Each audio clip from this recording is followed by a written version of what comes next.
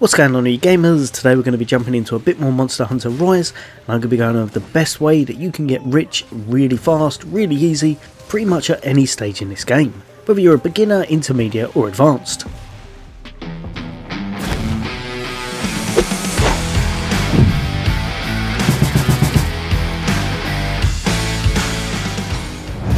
Welcome back everyone. Today we're in Monster Hunter Rise and we're on the hunt for Zenny. We want some money, we want to gear up, because getting the best weapons and armour and managing to upgrade them fully definitely isn't cheap. So I'll be going over the best ways that you can farm that Zenny very easy, very fast and very reliably. Now the first way, and one way that you can do at any stage of the game, even very early on, is going to your courier, making sure you've got this DLC downloaded right here, and it's called Gotta Hoard Fast. This is going to be the Sonic event that they introduced in the game, and it's going to allow us to get a lot of money without even needing to fight a monster. What you gotta do, go over to your multiplayer hub. You can be playing this with friends, or you can jump into matchmaking, but the main thing you're going to do is go over to the quest canter and make sure you take this event quest here, Gotta Hoard Fast. Now this, unlike the hunts, you don't have to worry about monsters. All you're going to be doing is trying to collect 200 rings in under 2 minutes. Like I said, it definitely works better in a group, so if you haven't got enough people playing with you, then go over to the quest board and search for the event there, in order to jump in with some other people. From here, you'll be set out in the first stage, and all you're going to be doing is trying to pick up as many rings as you can, in order to make the team progress to that 200 mark, and for you to get the best goodies from the quest. You can get some nice targeted rewards here, but the main one you're going to be after is going to be that golden egg. Golden eggs are worth 20k a pop. This can be done in well under 2 minutes each time, and seeing as this is a 2-star event, it can be done at pretty much any stage in the game, allowing you to keep yourself out very early on. Next up, and one that takes a little bit more thought, we're going to be trying to make as much money as we possibly can from mining resources. I would say the best thing you want to do is make sure you go and get the leather high rank set, as this one's going to give you the geologist perk, which is going to allow you to gather even more resources.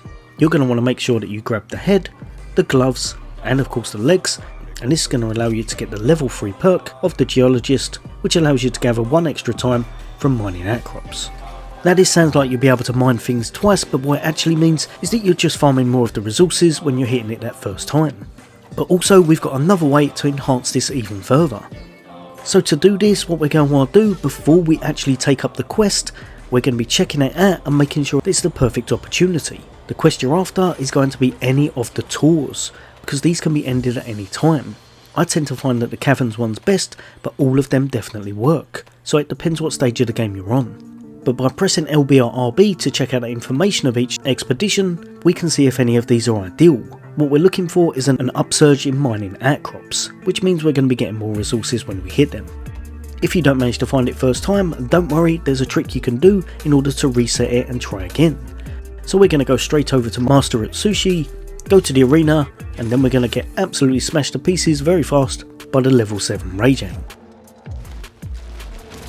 This is going to reset the quests so we can try again and see if it's rolled the ones we're after.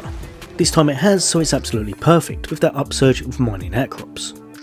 Jump straight in, and if you're doing it for the first time, you might want to look at your map and check out the icon list to see where the mining outcrops actually are. I found the best way to start off was just to make your way up here, jump straight up to the top, and you're going to find a mining outcrop straight away. There's also a few more about that you can pick up very easily from this position.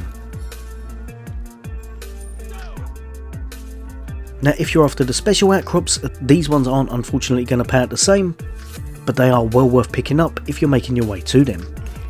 Doing this can be one of the easiest ways in the game to make an absolute mountain of Zenny very fast, very easy, and you could probably make enough so that you wouldn't have to farm for quite some time after.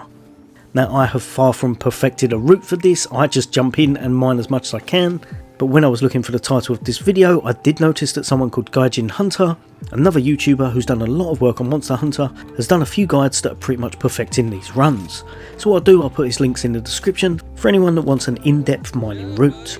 But do this for as long as you want, then you're going to make sure that you complete the quest so that you gather all of your resources, head back to your vendor and just sell off everything you've got.